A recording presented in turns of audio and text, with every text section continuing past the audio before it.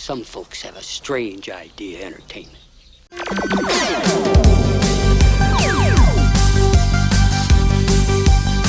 What's going on, guys? This is the Movie Maniac. Thanks for watching, and hello to new and returning subscribers. Today we're going to build off my other two Friday the 13th reviews by looking at Friday the 13th Part 6, Jason Lives. Tommy Jarvis goes to the graveyard to get rid of Jason Voorhees' body once and for all, but inadvertently brings him back to life instead. The newly revived killer once again seeks revenge, and Tommy may be the only one who can defeat him. So I'm trying to think of the way to best articulate this, but simply put, this one just feels more cinematic. What I mean by that is it seems as if the director really made an effort to make this kind of look like an old Universal horror movie, and there's some evidence for this sprinkled in throughout the runtime, and I think that you really see it a lot, especially in these shots at night, especially in the graveyard. There's a shot of Tommy Jarvis driving that's supposed to be a nod to Psycho.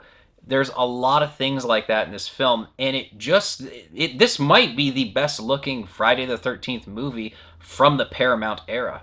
And building on that, I think this is actually the most atmospheric movie. I mean, Jason Lives just kind of has its own look and identity to it. There's so much continuity here with Tommy Jarvis that if you hadn't seen the final chapter in A New Beginning, you might actually come into this being a little lost.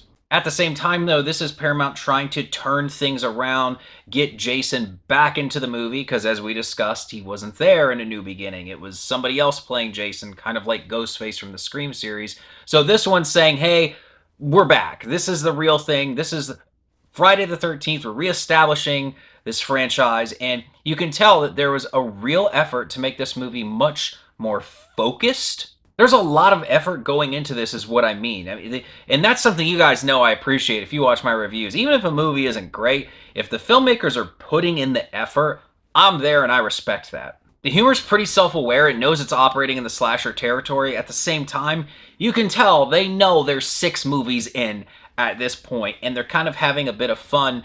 That doesn't seem to take too much away from the noble effort to make a pretty good film with Jason Voorhees in it, though. This could be a contender for the most badass version of Jason yet, simply because he seems more tactical. He can keep his machete and his knife on his belt. I mean, he's just there to kick ass. You can tell this time around, he's a veteran. He's been there, done that. He knows what he's going to do. And I think that just comes through on screen. This time it was played by a guy, I believe his name is C.J. Graham. This is the only one he ever did. From here it was Kane Hotter, who is most people's favorite version of Jason, which is cool. I think Kane Hotter's great. This guy, though, I've actually ran into people that thought Kane was in Jason Lives. He's not. But that sort of brute force that Hotter brings to the table, you see it here with Graham, and I think that's just awesome. He really did a great job. I think that if there's one thing that Friday the 13th fans can unite around, it's that the final chapter and Jason Lives are some of the strongest sequels.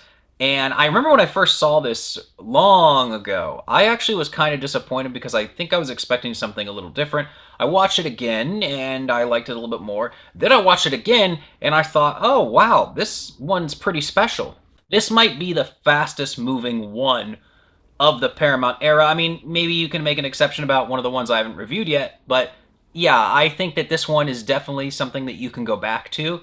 It looks great. Guys, with all that being said, I really debated what to give this movie because a lot of these films typically land in the 6.5 range. That's no secret. It's no surprise. These movies, they are what they are. We love them anyway. I'll say that from a filmmaking perspective, tackling a slasher like this, 6 movies in, I'm going to go ahead and give it a 7 out of 10. Definitely go back and give this a revisit if it's been a while, especially if you're kind of caught up on what happened in parts 4 and 5, because I think you'll be pleasantly surprised. You're definitely not going to be bored. Again, this movie has a real sense of momentum.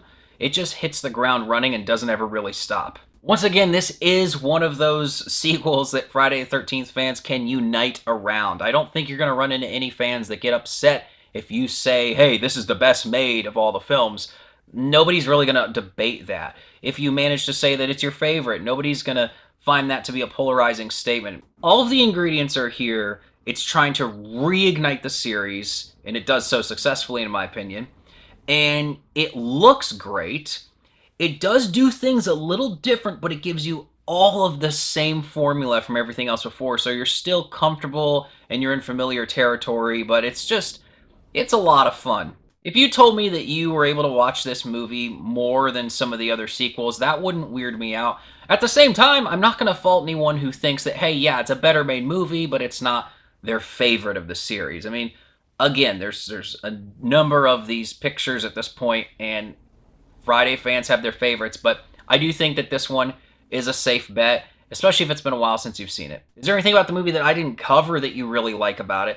Put that below. I think that some people are going to comment maybe on the songs, because this has a soundtrack that a lot of people tend to remember. All right, guys, I know you're thinking that we're out of the Halloween season, but I just want to remind you, to all you maniacs out there, Halloween is every day. you already know the drill, but for those who don't, make sure to smash that notification bell. Like, comment, and subscribe so you can stay inside the mind of a movie maniac.